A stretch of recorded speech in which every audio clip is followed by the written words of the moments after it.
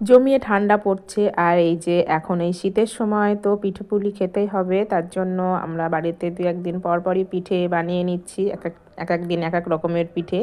তো আজকে এই যে ভাজা পুলি পিঠে বানানো হচ্ছে। প্রথমে নারকেল নিয়ে নিয়েছি দুটো, সেগুলোকে ফাটিয়ে নিয়েছি, নেওয়ার পরে এই যে কুড়ে নিচ্ছি, সব নারকেলগুলো সুন্দরভাবে কুড়ে নেব। নেওয়ার পরে এটা জাল করে নেব, একটু চিনি আর লবণ দিয়ে সুন্দর মতো জাল করে নেব। কড়াইতে দিয়ে দিয়েছি নারকেল কোরানো আর চিনি আর একটু লবণ দিয়ে সুন্দরভাবে হাত দিয়ে মেখে নেব। তাহলে কি সুন্দরভাবে জ্বালালে বেশ আঠালো টাইপের হয়, ওই জন্যেই তারপরে এই যে জাল করে নিচ্ছি। কালারটা একটু চেঞ্জ হয়েছে, খুব বেশি কালার চেঞ্জ করতে যাব না, একটু সাদাটে রাখবো আর একটু রসালো টাইপের হবে, তাহলে কি খেতে অনেক মজা হবে।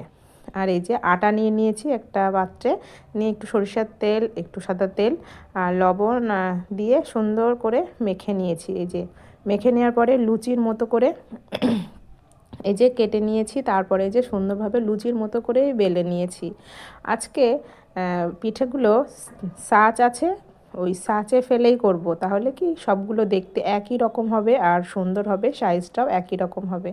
তো এই যে আমরা বাড়িতে যখনই পিঠে পুলি বা কোনো ভালো মন্দ খাবার মানে রান্না করি, তখন বাড়িতে সবাই মিলে একসঙ্গেই হাতে হাত দিয়ে কাজ করি। তো এটা একটা ভালো দিক যে সবাই মিলে করি, সবাই মিলেই খাওয়া দাওয়া করি, তো এটা অনেক ভালো হয় আর খুব আনন্দ হয়। একসঙ্গে খাওয়ার মজাটাই তো আলাদা, যারা খায় তারাই বোঝে। তো এই যে আমরা, আমার ছেলে মেয়ে, আমার জায়ের মেয়েরা, তোমার যা, সবাই মিলে এই যে পিঠে করে নিচ্ছি।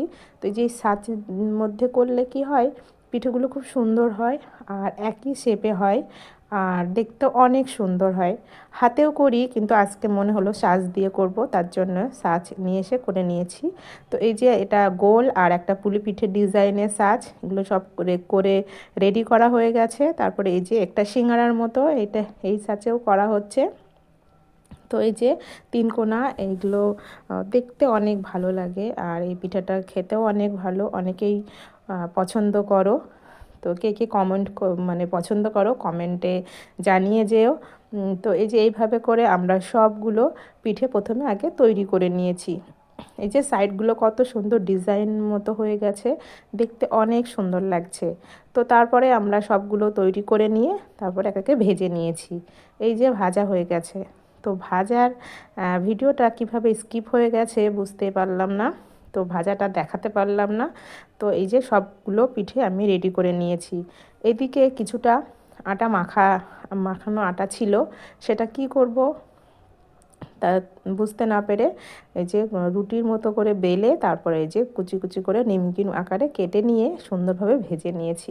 তো এগুলো খেতে কিন্তু অনেক মজা হয়েছিল আর একদম মানে খাস্তা হয়েছিল। তো কেমন হয়েছে আমাদের ভিডিওটি জানাবে।